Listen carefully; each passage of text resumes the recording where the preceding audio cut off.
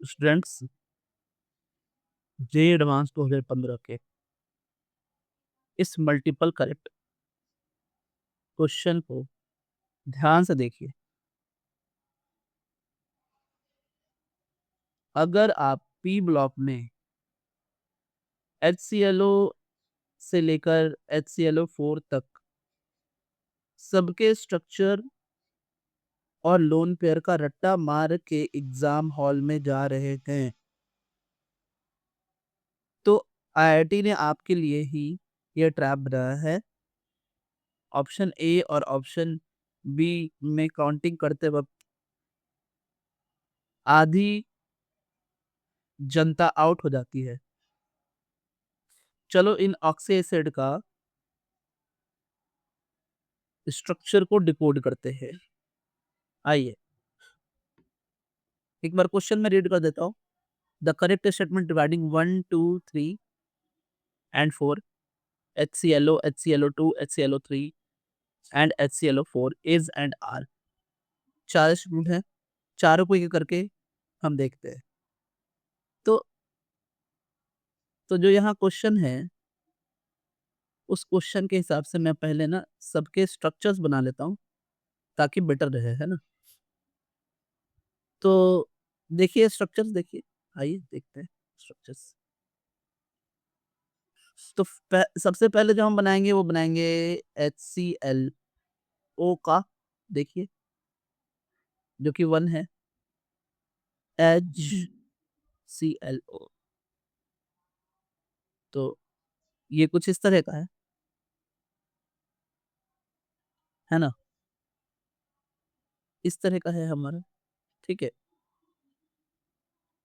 फिर हम बना लेते हैं नंबर 2, दैट इज HClO2, जो कि कुछ तो इस तरह का है ना?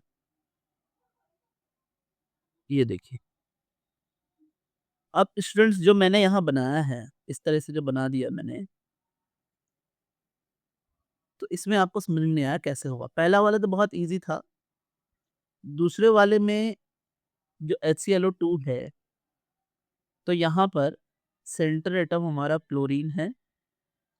अब पहले इसका लुईस डॉट स्ट्रक्चर बनाया 7 इलेक्ट्रॉन्स के साथ, ठीक है।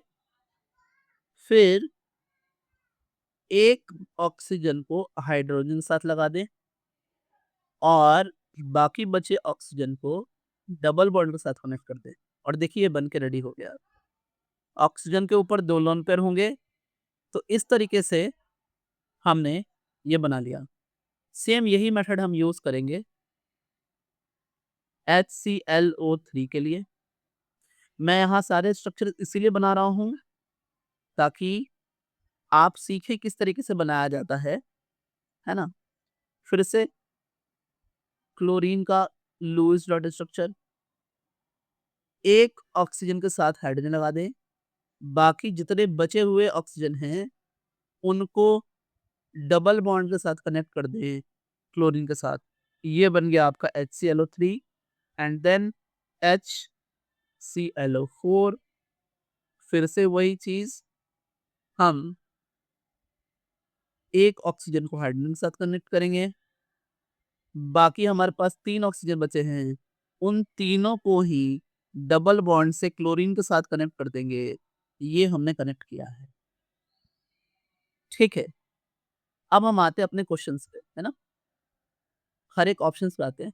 मैं यहाँ से कोई एक हटा देता हूँ ताकि, है ना, कंफ्यूजन ना हो।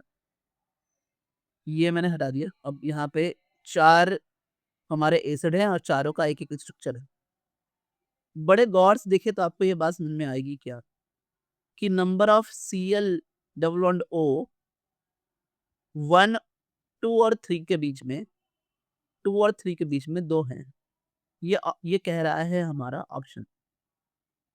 तो 2 और 3 को अगर हम देखें तो यहाँ CO बॉन्ड जो डबल बॉन्ड है वो कितने हैं, ध्यान दें, ध्यान दें। आइए, एक तो ये है, ये वाला है पूरा, है ना, ये देख लें। यहाँ एक है, इसमें एक है और इसमें 2 है। तो टोटल जो हो जाएंगे वो होंगे, मैं लिखता हूँ 2 और 3 को मिला करके, जो कि होंगे 1 + 2 दैट इज 3, है ना। तो यानी जो ऑप्शन ए है वो गलत है, ऑप्शन ए गलत है। ऑप्शन बी की बात होगी। देखिए बी कह रहा है number of lone pair on Cl 2 and 3 together is 3। को अब ध्यान दें, यहाँ जो लोन पेयर है, ध्यान से देखेंगे स्टूडेंट, और कहाँ पर, सीएल की बात हो रही है। ध्यान देंगे सीएल के लोन पेयर की बात हो रही है।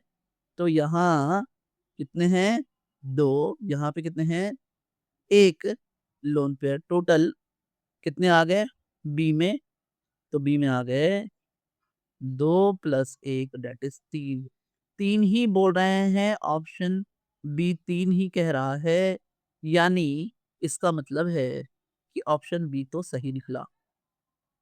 ऑप्शन बी सही निकला। अब हम बात करेंगे ऑप्शन सी की। सी को ध्यान से देखते हैं। जब हम सी को देखेंगे तो hybridisation of Cl in 4 is sp3 है या नहीं। तो आइए स्टूडेंट्स गौर से देखते हैं। यहाँ पर 1 सिग्मा है, 2 सिग्मा है, 3 सिग्मा है, ये चौथा सिग्मा है। Total 4 sigma plus 0 lone pair है।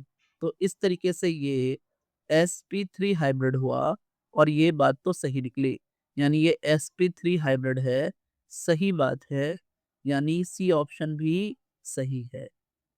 अब हम आगे डी की बात कर लें। डी को बड़े गौर से देखें तो हमें ये समझ में आएगा कि अमोंग 1 से लेकर 4, among 1 to 4 the strongest acid is 1।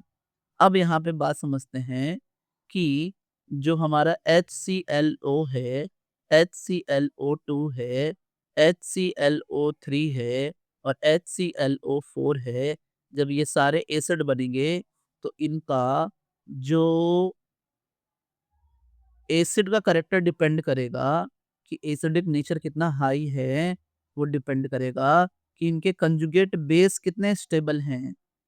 Conjugate base कितने स्टेबल हैं, तो ध्यान दें कि ये सारे H प्लस तो देंगे, लेकिन जो कंजुगेट बेस होगा ना, जो कंजुगेट बेस होगा वो सबसे स्ट्रांग होगा HClO4 का। मैंने यहाँ सारे के सारे एसिड को H प्लस तोड़ दिया है, HClO के लिए भी, HClO2 के लिए भी, HClO3 के लिए भी और HClO4 के लिए भी, सबके लिए मैंने कंजुगेट बेस लिख दिया है।